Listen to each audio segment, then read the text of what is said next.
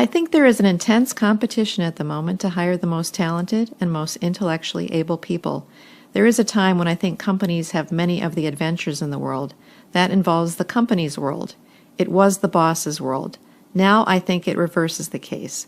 We have a shortage in talent base within countries and between countries, have an intense battle between companies to hire the most talented workers, and also between countries which are looking to recruit talented young people, talented young immigrants. We have this sense of immigrants being things that countries are battled to keep out, and immigrants want to get in. Climb of the walls. I think the opposite. Isn't that the case? And the topic is that countries are trying to lure bright young people to get them to go to universities and get them to become immigrants. So, on many levels, talent is a premium. There is a shortage of talent, and so countries, companies, all sorts of organizations, of course, volunteer organizations as well, are competing to hire the best and the brightest. You know, we have a baby boom population which is aging. We have an economy which is becoming more sophisticated. And so, for all those sorts of reasons, talent is a premium.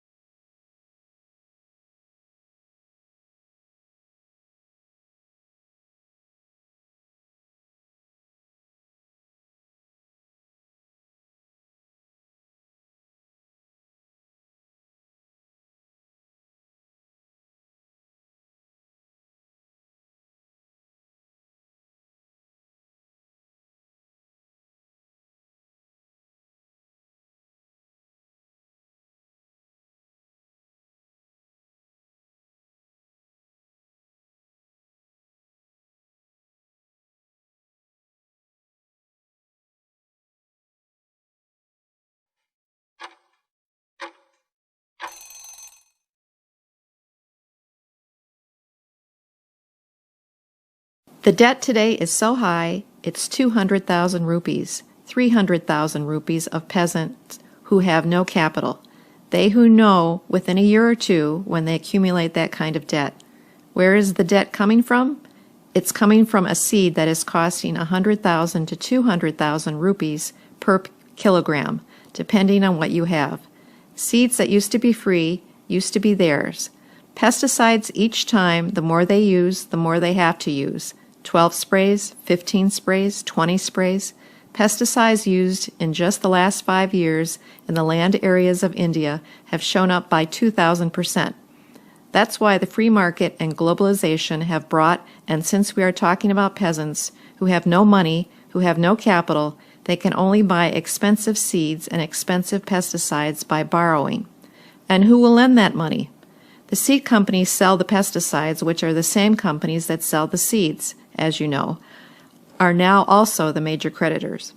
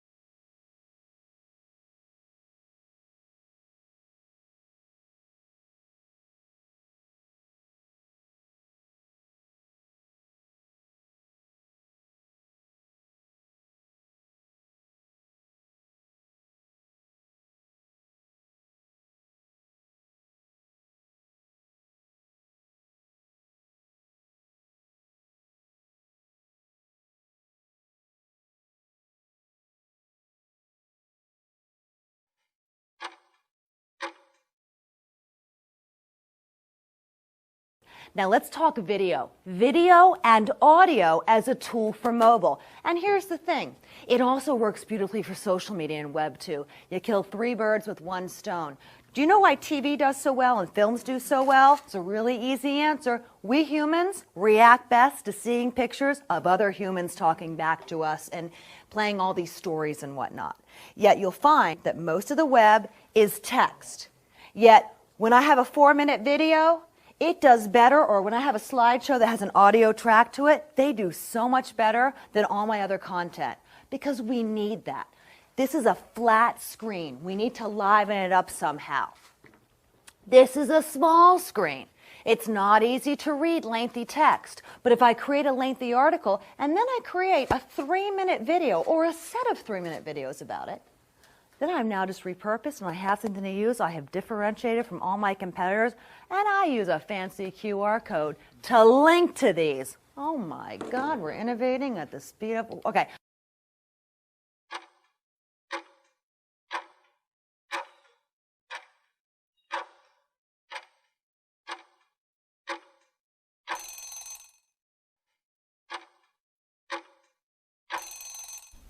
Both the rotation of the moon and its revolution around Earth takes 27 days, 7 hours, and 43 minutes to be exact. Because of this motion, the moon appears to move about 13 degrees against the stars each day, or about half of a degree per hour. If you watch the moon over the course of several hours one night, you will notice that its position among the stars will change by a few degrees. The changing position of the moon with respect to the sun leads to lunar phases.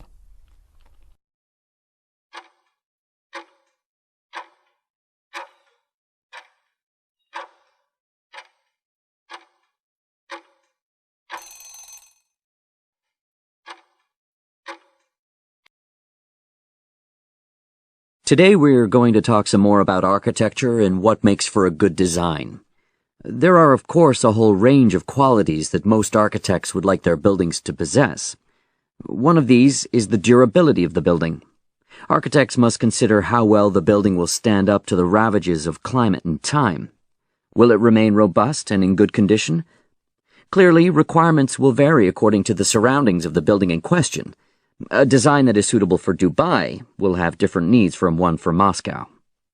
Then, of course, it's essential to consider the appearance of the building.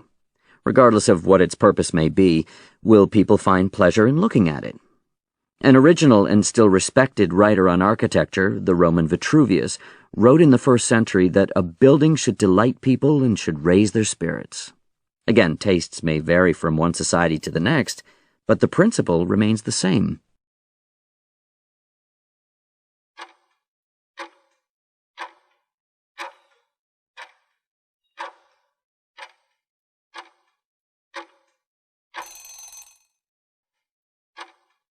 The heyday of the English landscape garden was the 18th century, and it stood for many things.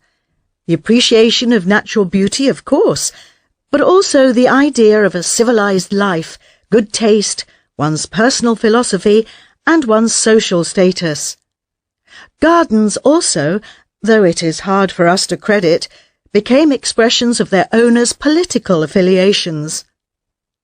Until the picturesque style emerged as part and parcel of the Romantic movement, gardens had been strictly formal, laid out with mathematical precision following the Italian and French examples. There then came a backlash against this rigid formality, led by, among others, the poet Alexander Pope. Pope and his allies argued for a more natural nature. Lord Burlington was a major figure in the landscape garden movement, and he was famously influenced by his love of the Italian architect Andrea Palladio, along with the picturesque or romanticized landscapes of Italian classical painting. With these in mind, he scattered his gardens and parks with classical Greek and Roman temples and statues. In other words, he wanted to make the garden look like those paintings.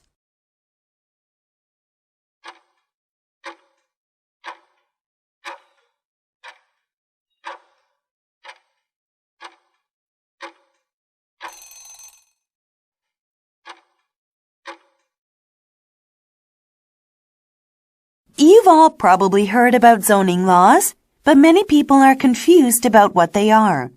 So I'd like to cover them now. Local governments such as cities and counties typically pass zoning laws. They regulate how people use the land in certain parts of the city or country.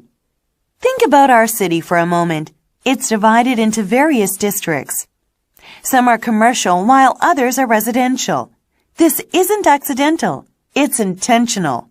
The city developed this way because of zoning laws. You see, in the commercial district, there are businesses. And in the residential district, there are houses and apartments. You can't open a factory in the residential district, and you can't erect an apartment building in the commercial district. You can't do these things because of zoning laws. There are actually quite a number of zones. As I just stated, there are residential and commercial zones. There are also industrial, agricultural, and recreational zones. Industrial zones are for factories and other manufacturers. Agricultural zones are for farms, and recreational zones are for parks, lakes, and sporting facilities. So why do we need these zones? Well, think of it like this. Would you like a factory located right next to your house? How about a huge farm next to the shopping mall downtown? Or what about a big warehouse with lots of trucks next to the park? Yeah, that's what I thought. And that's why we have zoning laws. They keep various buildings or businesses out of places where they don't belong.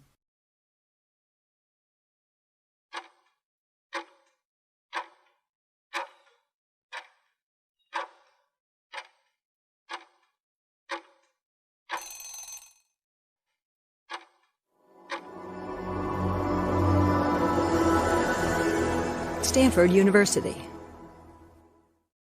We all get depressed.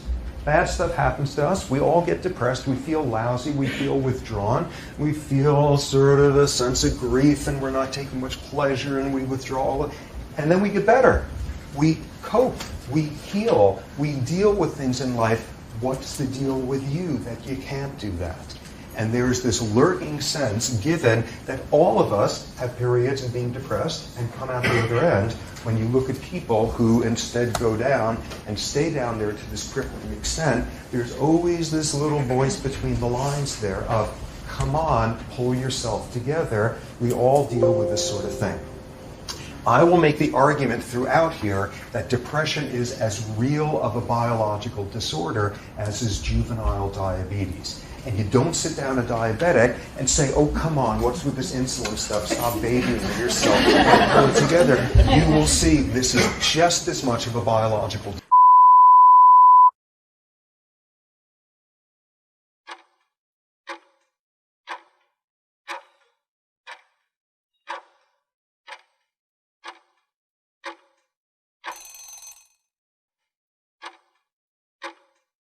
Environment problems caused by hard rock mining involve water pollution by metals themselves, chemicals used in processing, acid drainage and sediment. Metals and metal-like elements in the ore are toxic and prone to cause trouble by ending up in nearby streams and water tables as a result of mining operations.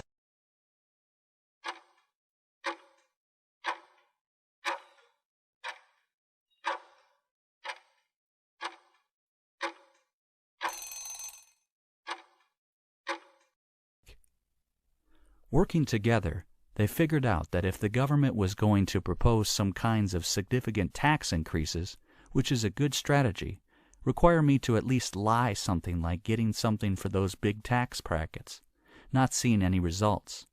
So the result of that was in the package of legislation that included the tax increases. There was some awesome information to have significant expansion of coverage families where they can buy into their private insurance.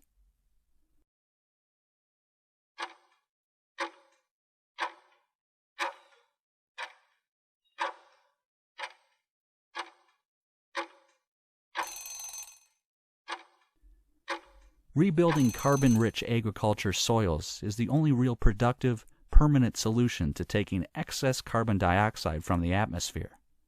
She's frustrated that scientists and politicians don't see the same opportunities she sees.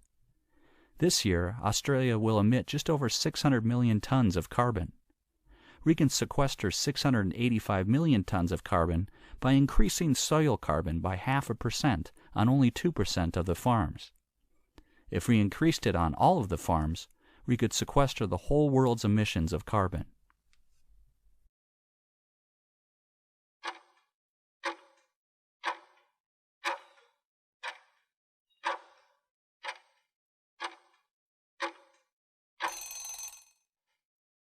Well, Alex, the National Association of Realtors is at least putting the champagne on ice.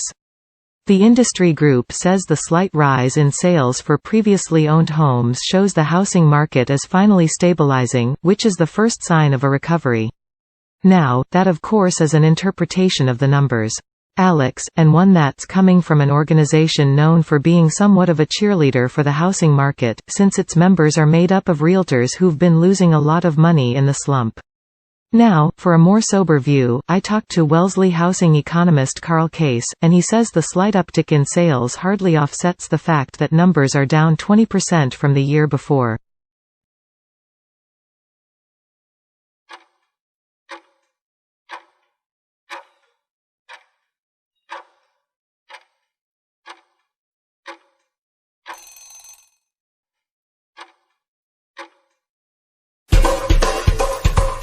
This is Scientific American's 60-Second Science. I'm Cynthia Graber. This'll just take a minute.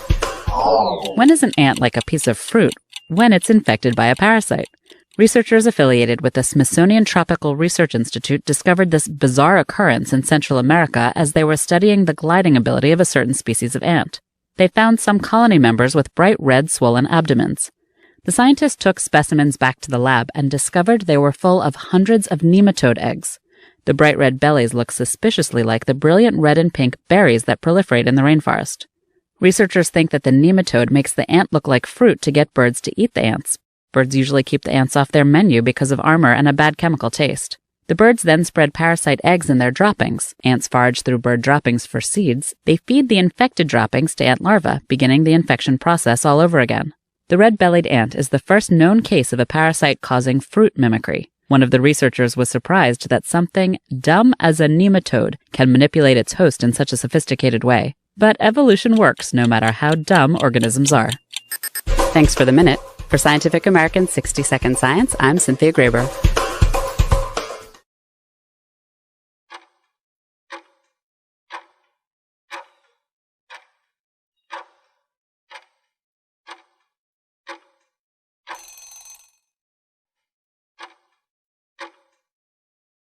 Parents today are more responsible for their children's education.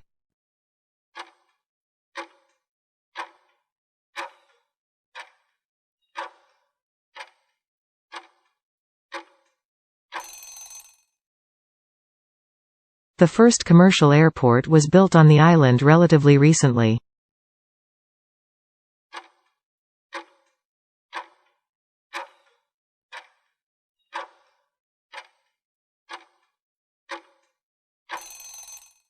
Rising inflation means the increasing demand for consuming products.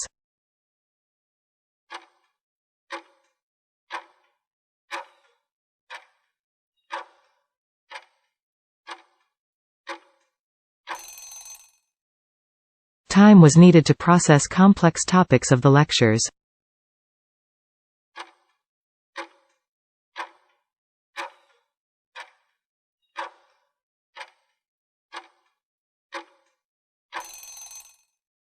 At that time, few people moved from towns to villages.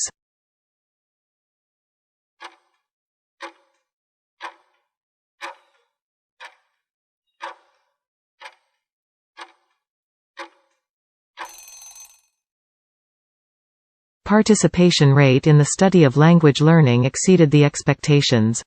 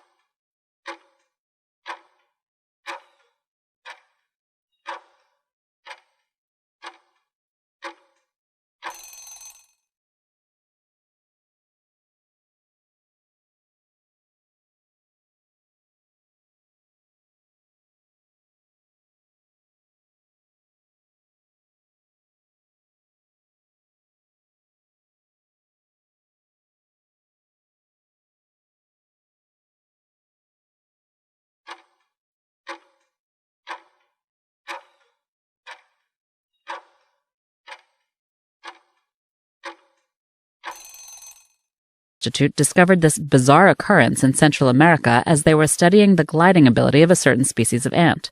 They found some colony members with bright red swollen abdomens. The scientists took specimens back to the lab and discovered they were full of hundreds of nematode eggs. The bright red bellies look suspiciously like the brilliant red and pink berries that proliferate in the rainforest.